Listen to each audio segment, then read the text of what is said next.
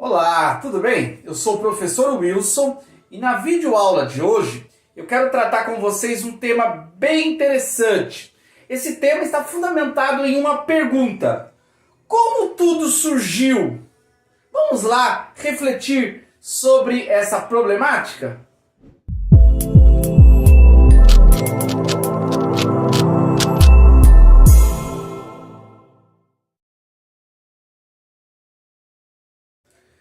Essa discussão, essa dúvida, essa problemática, como tudo surgiu, quando ocorreu, como ocorreu, é algo muito comum hoje nos ambientes de discussões. Porém, ao longo da história, essa questão foi pouco discutida e houve uma sequência muito grande, muito extensa, de períodos onde as pessoas não tinham essa preocupação. Porém, para que nós possamos entender melhor e chegarmos a uma conclusão sobre essa problemática, eu quero te convidar a analisar essa dúvida, essa questão estudada ao longo da história. O primeiro momento que nós vamos ter acerca deste assunto está relacionado a Deus e Adão no Éden. Sobre essa história, sobre esse contexto, nós vamos encontrar no livro de Gênesis, nos capítulos iniciais, a narrativa como tudo surgiu. E é importante destacar alguns aspectos do texto. No primeiro versículo do capítulo 1 diz que no princípio criou Deus os céus e a terra.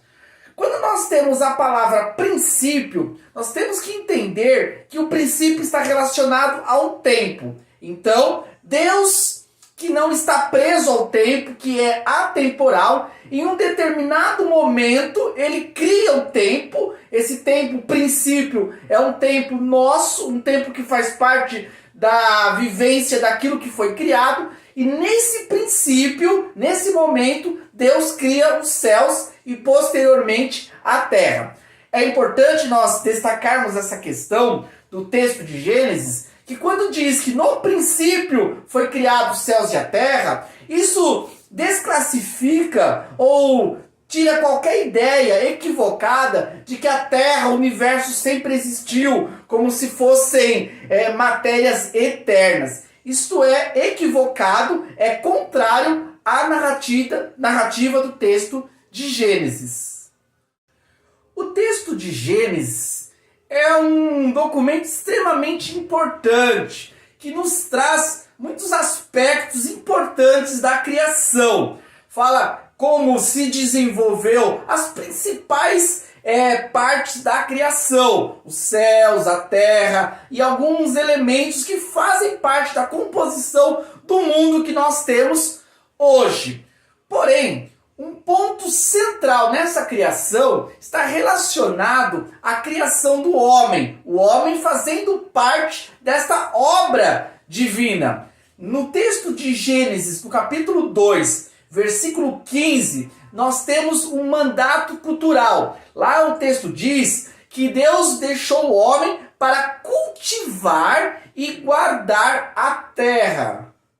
Sendo assim, nós podemos concluir que Adão, o primeiro habitante dessa terra, desse mundo, ele não estava aqui perdido, sem saber a sua missão, a sua realidade, a sua função. Não, ele sabia que um Deus que criou tudo havia determinado para ele, como representante da humanidade, a missão de cuidar dessa terra, desse mundo. Sendo assim, Adão, ele não tinha dúvida acerca dessa problemática. Como surgiu o mundo? Ele sabia que esse Deus que estava ali comissionando ele para uma missão, ele era soberano e tinha toda a autoridade sobre todas as coisas. Sendo assim, Adão, ele vai repassar essa verdade, essa experiência, ele vai ser o testemunho para as gerações futuras acerca dessa problemática. Como tudo surgiu?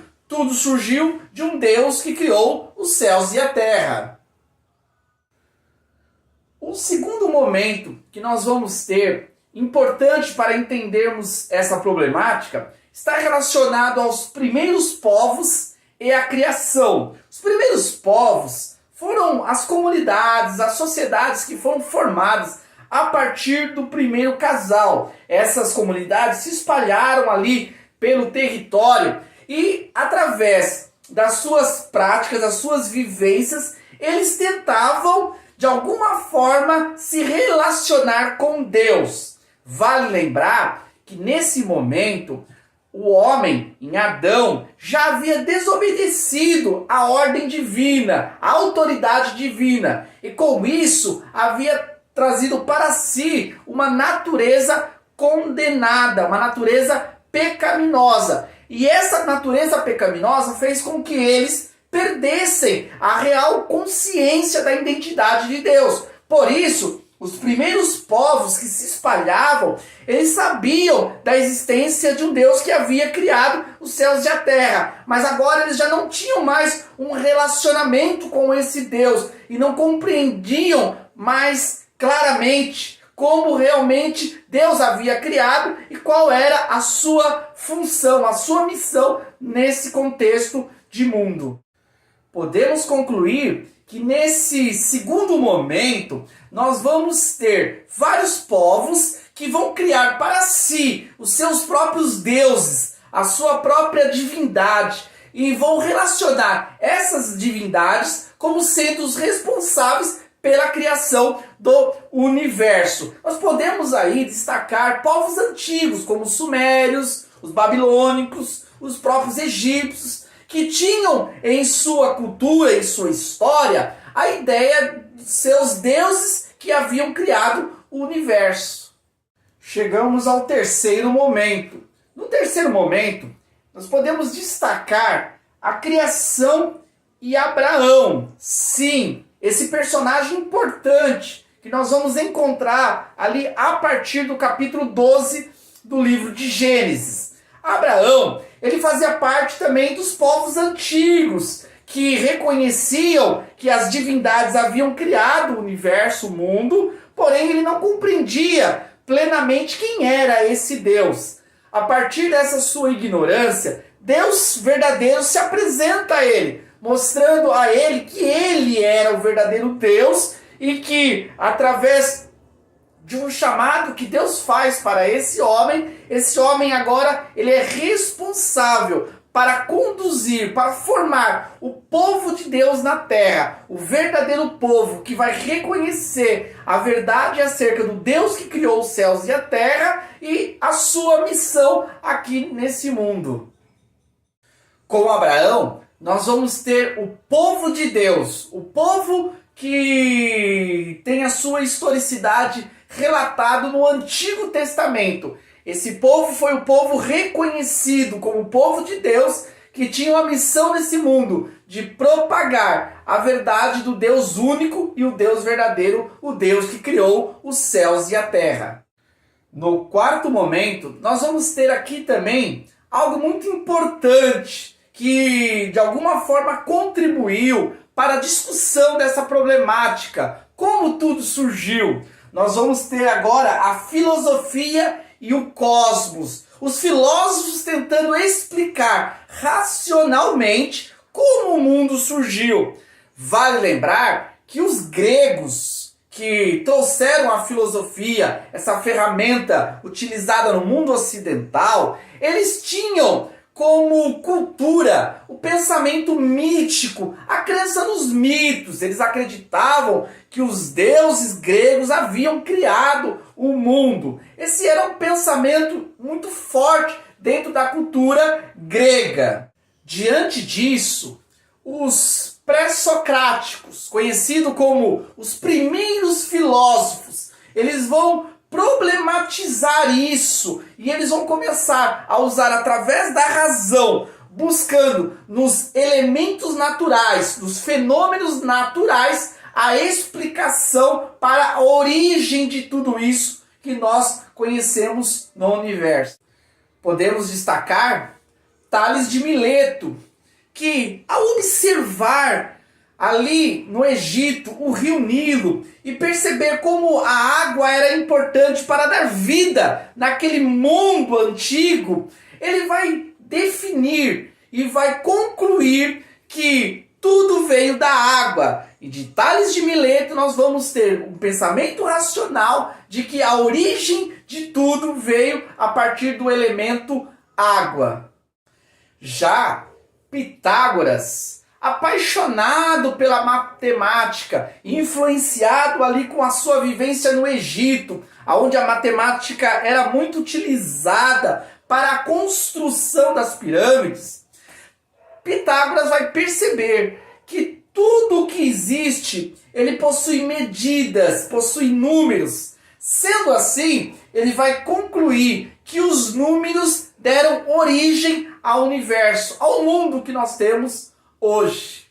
Outro pensador que deixou a sua contribuição nessa discussão foi Heráclito. Heráclito, ele percebia os movimentos através do sentido. Ele dizia que ninguém consegue entrar num rio duas vezes. Por quê? A mesma água que nós entramos a primeira vez não vai ser a mesma água que nós vamos ter quando entrarmos a segunda vez. Por isso, ele vai, através dos sentidos, perceber que tudo está em constante mudança, em movimento. Sendo assim, ele vai defender que o universo, o mundo, surgiu a partir do movimento, a partir das mudanças naturais. Vale lembrar que o pensamento de Heráclito vai contribuir para o movimento que vai surgir chamado evolucionismo. Os evolucionistas vão se basear no pensamento de Heráclito para construir a sua teoria. Porém, sobre esse assunto, nós vamos falar mais adiante. Um quinto momento que nós temos, também muito importante, está relacionado a Paulo e o Deus desconhecido. Essa história que relaciona a pregação de Paulo acerca do Deus desconhecido, nós vamos encontrar no livro de Atos, na Bíblia Sagrada, Novo Testamento. Ali nós vamos ver Paulo em Atenas, o centro da filosofia clássica, o local onde as pessoas adoravam a diversos deuses. E ali Paulo, no meio do Areópago, local de discussão filosófica, Paulo argumenta, explicando agora aos gregos quem realmente trouxe o cosmos, quem criou o mundo. Ele fala acerca de um Deus desconhecido, que é o Deus verdadeiro, o Deus que criou os céus e a terra, sendo esse o Deus que respondia aos gregos, não somente aos gregos, mas a todos, que ele é o verdadeiro criador do universo.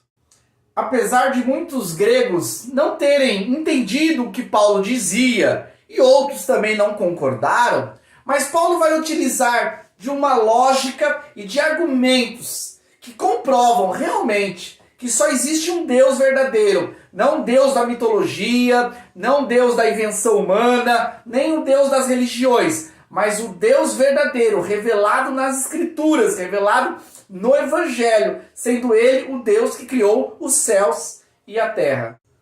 A história confirma que o ensino de Paulo e as suas cartas que foram registradas no Novo Testamento, não somente as de Paulo, mas todas as Escrituras, vai ser extremamente importante para que o mundo ocidental seja abraçado pelo cristianismo, pela verdade revelada acerca do Deus que criou todas as coisas.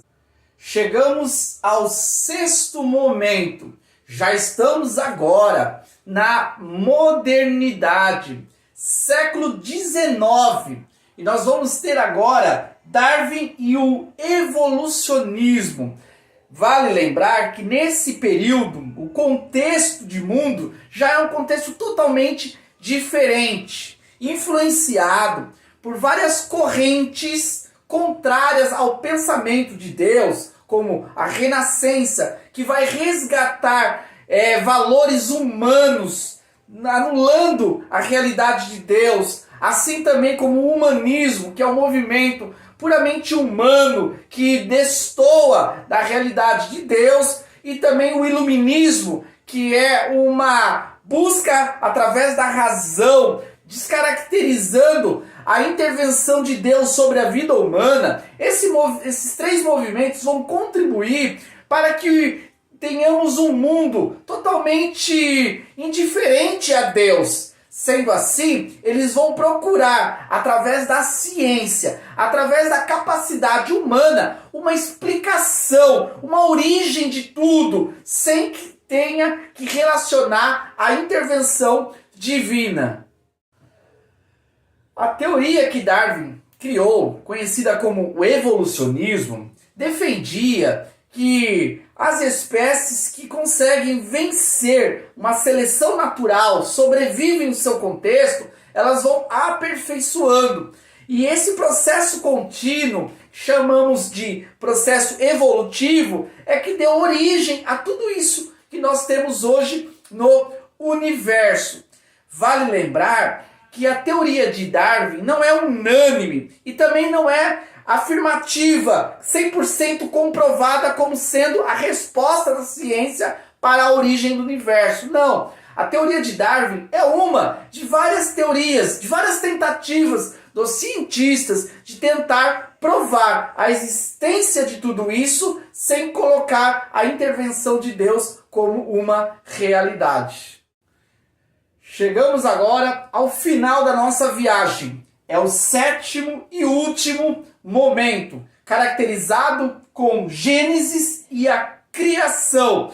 Diante de várias tentativas frustradas da filosofia, da ciência, do senso comum, das religiões, de tentar comprovar uma verdade acerca da origem do universo, nós temos na Bíblia um documento realmente confiável, um documento que narra e explica com clareza a criação do universo. Esse contexto escrito, ele é um contexto histórico, comprovado pela sua racionalidade e pela sua lógica. Por isso, nós podemos confiar naquilo que a Bíblia sim afirma, que mesmo sendo um livro questionado e criticado pela autocrítica, nada se comprovou contra a sua veracidade. Pelo contrário, passados séculos e séculos, a Bíblia continua sendo defendido pelos cristãos através de vários argumentos lógicos e racionais, que realmente é um livro confiável. E nesse livro confiável nós temos a explicação para que todos os povos possam entender que Deus é o Criador dos céus e da terra.